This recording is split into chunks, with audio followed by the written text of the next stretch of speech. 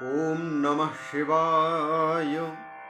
अथ श्री रुद्र संहितायां प्रथमे सृष्टिखंडे सप्तमोऽध्यायः। श्री शिव महापुराण के 7 संहिताओं में से दूसरी संहिता रुद्र संहिता और उस रुद्र संहिता के 5 खंडों में से प्रथम सृष्टि खंड, उस सृष्टि खंड का 7वां अध्याय प्रारंभ हो रहा है। इस अध्याय में भगवान विष्णु की नाभि से एक कमल की उत्पत्ति की बात बताई जा रही है और शिव इच्छा से ब्रह्मा जी का उस कमल से प्रकट होना बताया जा रहा है और कमल नाल के उद्गम का पता लगाने में यह असमर्थ ब्रह्मा का तपस्या करना यह बताया जा रहा है। फिर श्रीहरि का उनको दर्शन देना, विवादग्रस्त ब्रह्मा विष्णु के बीच में अग्निस्तंभ के रूप में भगवान का प्रकट होना और फिर उनके ओर छोर का पता न लगा करके दोनों का उन्हें प्रणाम करना। अग्निस्तंभ के रूप में भगवान शिव के प्राकट्य की यह कथा पुनः दूसरी बार आ रही है। पहले विद्येश्वर संहिता में यह बात आ चुकी है। पुनः इसको नारद जी को बता रहे हैं ब्रह्मा जी, क्योंकि शिव तत्व का निरूपण कर रहे हैं और यह सृष्टि खंड है। अतः सृष्टि किस प्रकार से हुई, आदि सृष्टि किस प्रकार से होती है, परवर्ती सृष्टि कैसे होती है, इन सब का विवेचन इस सृष्टि खंड के अंतर्गत किया जा रहा है। ब्रह्मोवाच सुप्ते नारायणे देवे नाभौ पंकजमुत्तमम् आविर्बभूव सहसा बृहद्वै शंकरेच्छया। जब वो नारायण देव शयन कर रहे थे उसी समय पर उनके नाभौ पंकजमुत्तमम् एक उत्तम कमल का प्राकट्य हुआ। आविर्बभूव सहसा एक उत्तम कमल प्रकट हुआ। बृहद्वै शंकरेच्छया, वह कोई साधारण नहीं था, छोटा नहीं था, वह विशाल कमल उत्पन्न हुआ। उस कमल के विशेषता क्या थी? अनंत यष्टिका युक्तम कर्णिकार समप्रभम अनंत योजनायामम अनंतोच्छ्राय संयुतम। अनंत यष्टिका युक्तम, असंख्य नाल दंड उसमें लगे हुए थे। कर्णिका समप्रभम, कर्णिकार समप्रभम, और उसकी कांति कैसे थी? कर्णिकार कनेर के फूल के समान पीले रंग की थी। अनंत योजनायामम, उसकी लंबाई चौड़ाई क्षेत्रफल कितना था, ऊंचाई कितनी थी? तब कहते हैं उसकी लंबाई और ऊंचाई भी अनंत योजन थी। अनंत योजनायामम लंबाई, उसी प्रकार अनंतोच्छ्राय संयुतम, उसकी ऊंचाई का भी कोई पता नहीं लग रहा था कि यह कमल कितना बड़ा कहां तक फैला हुआ है। कोटि सूर्य प्रतीकाशम सुंदरम तत्व संयुतम, करोड़ों सूर्यों की कांति उसमें दिख रही थी। इतना प्रकाशमान था वो कमल, करोड़ों सूर्य के समान प्रकाशित हो रहा था। सुंदरम तत्व संयुतम, वह सुंदर था और संपूर्ण तत्वों से युक्त था। जो उपर्युक्त बातें कही जा रही पहले में, उन समस्त तत्वों से संयुक्त था वह कमल। अत्यद्भुतम महारम्यम, बहुत ही अद्भुत था, विलक्षण, परम रमणीय था। दर्शनीयम अनुत्तमम, देखने लायक था, दर्शनीय। और अनुत्तमम का मतलब उत्तम नहीं था, ऐसा नहीं। अनुत्तमम मतलब नास्ति उत्तमम यस्मात्, जिससे बढ़कर के और कोई उत्तम है नहीं, ऐसे सबसे सुंदर था, सबसे उत्तम था वो। कृत्वा यत्नं पूर्ववत्स शंकरः परमेश्वरः, कृत्वा यत्नं पूर्ववत्स शंकरः परमेश्वरः दक्षिणांगान् निजान् मां वै सांबः शंभुरजी जनक। इसके बाद कल्याणकारी उस परमेश्वर सांब सदा शिव ने पहले की भांति जैसे विष्णु को उत्पन्न किया अपने वाम भाग में दशम अंग पर अमृत का सिंचन करके उसी प्रकार से उसी परमेश्वर शिव ने पूर्व पहले की भांति यत्न करके और मुझे भी अपने दाहिने अंग से उत्पन्न किया, विष्णु को वामांग से उत्पन्न किया और मुझे अर्थात ब्रह्मा जी को दक्ष अंग से दाहिने अंग से उत्पन्न किया। कृत्वा यत्नम पूर्ववत् स शंकरः परमेश्वरः दक्षिणांगान् निजान् मां वै सांबः शंभुरजीजनात्। समाया मोहितं कृत्वा मां महेशो द्रुतं मुनि।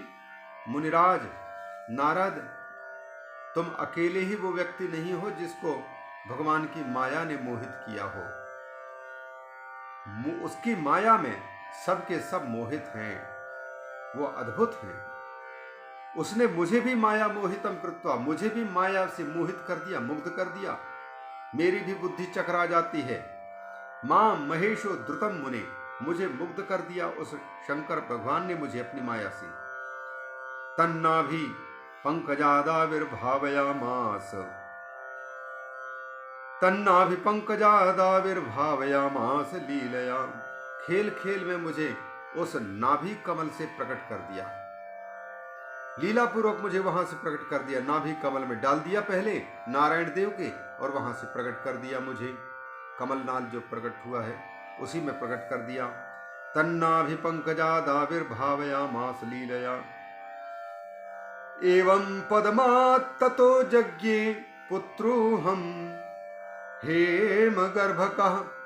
इस प्रकार से मैं ब्रह्मा पहले तो शंकर भगवान के दक्षिण अंग से प्रकट हुआ, फिर उनकी माया से ही उन्होंने ही मुझे उस कमल में स्थापित कर दिया जो कमल नारायण विष्णु के नाभि से उत्पन्न हुआ था, उसमें स्थापित कर दिया।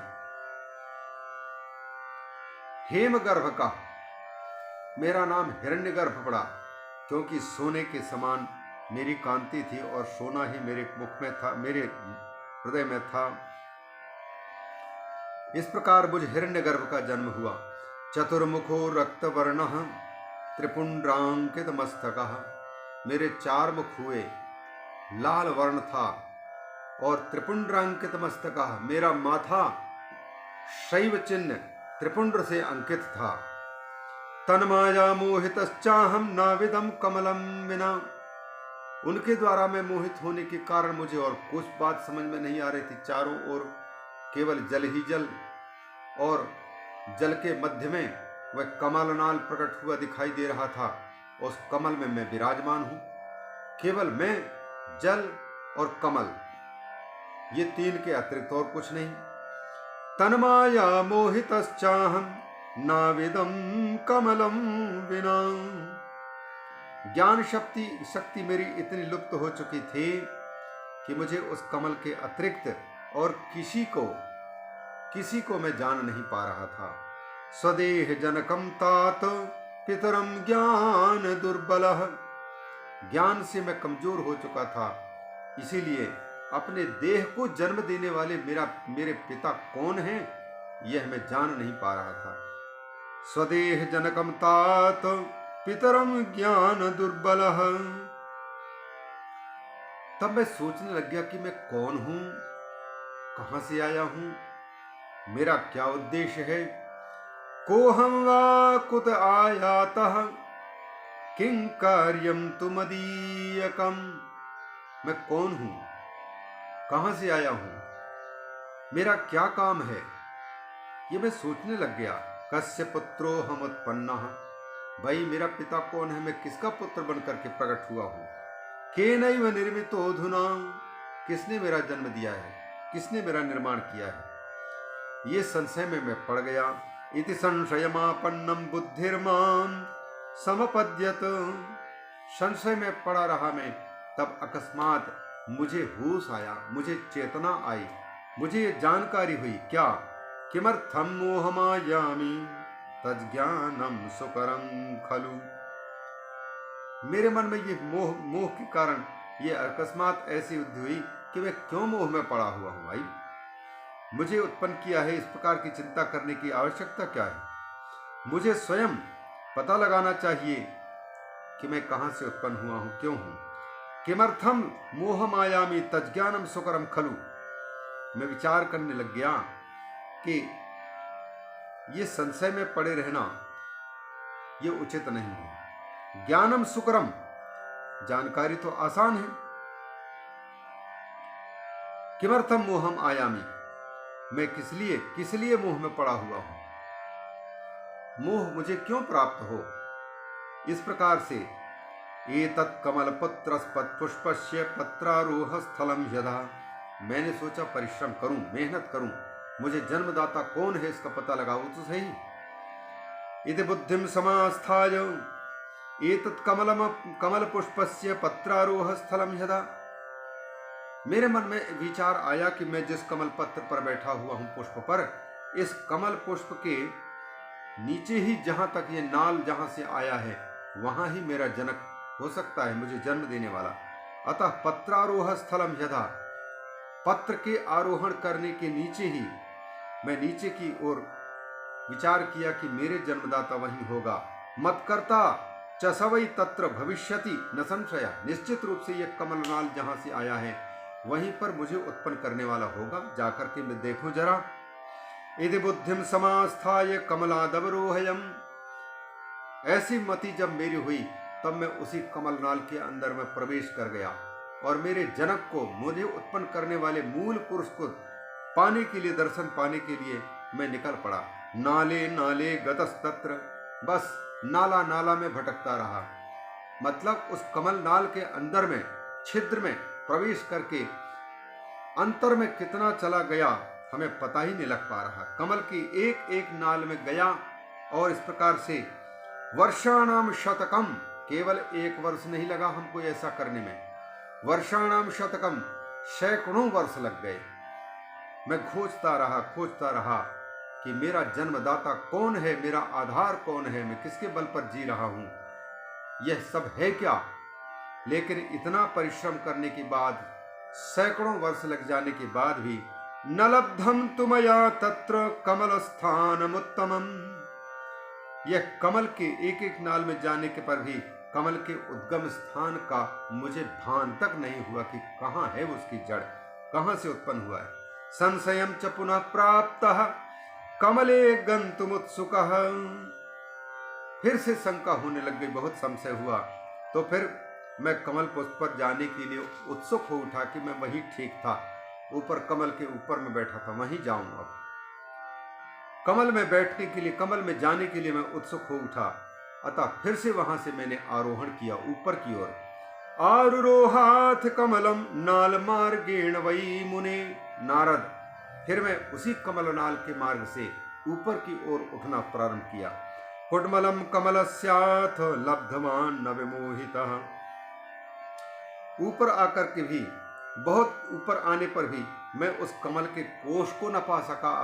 अब देखो, नीचे गया तो कमल का उद्गम स्थान नहीं मिला, ऊपर आने पर कमल कोश नहीं दिख रहा है। कमलस्याथ कुड्मलम न लब्धवान विमोहिता, मैं और भी विमोहित हो उठा। नाल मार्गेण भ्रमतो गतम वर्ष शतम पुनः, नाल मार्ग से जैसे उसके उद्गम स्थान को खोजते खोजते सैकड़ों वर्ष बीत गए, तो फिर अब उसी नाल के मार्ग से, कमल नाल के माध्यम से पुनः उस कमल पर, कमल पुष्प तक पहुंचने के प्रयास किया जहां मैं प्रकट होकर के बैठा था। लेकिन इसमें भी सैकड़ों वर्ष बीत गए, वो मिल ही नहीं रहा था, भटक गया। भ्रमतः क्षणमात्रम तदा तत्र ततस्तिष्ठन् विमोहितः, नाल मार्ग से भ्रमण करते करते सैकड़ों वर्ष जब बीत गए किंतु उसका कोई पता न लग पाया, तब मैं मोहित, मतलब किंकर्तव्य विमूढ़, अब मैं क्या करूं। सभी क्षेत्र में असफलता मिल रही है, तो वहीं एक क्षण के लिए रुक गया, कहां जाऊं, कितना भटकूं। तदा वाणी समुत्पन्ना तपेति परमा शुभा, तब उसी समय फिर से आवाज आई आकाश से, आकाशवाणी हुई, तपो और तपो, अभी पूरे तप नहीं हो पाया है, और तपो, तब शुद्ध होवोगे। शिवेच्छया पराव्योम्नो मोह विध्वंसिनी मुने। ये भगवान शंकर की ही माया से और उनकी ही इच्छा से ये आवाज सुनाई दी थी, आकाशवाणी सुनाई दी थी, जो कि मेरे मोह विध्वंसिनी, मेरे मोह को तोड़ने वाली, मेरे अज्ञान को तोड़ने वाली यह वाणी थी। तच्छ्रुत्वा व्योमवचनम द्वादशाब्दम प्रयत्नतः पुनस्तप्तम तपो घोरम द्रष्टुम स्वजनकम तदा। तब मैंने अपने जन्मदाता मेरे पिता का दर्शन पाने के लिए फिर उस आकाशवाणी के अनुसार 12 वर्ष तक तपस्या की। इस प्रकार से 12 वर्षों तक घोर तपस्या प्रारंभ कर दी। तदा ही भगवान विष्णुश्चतुर्बाहु सुलोचन। भगवान विष्णु प्रकट हो गए। उनके विषय में अगले भाग में श्रवण करें।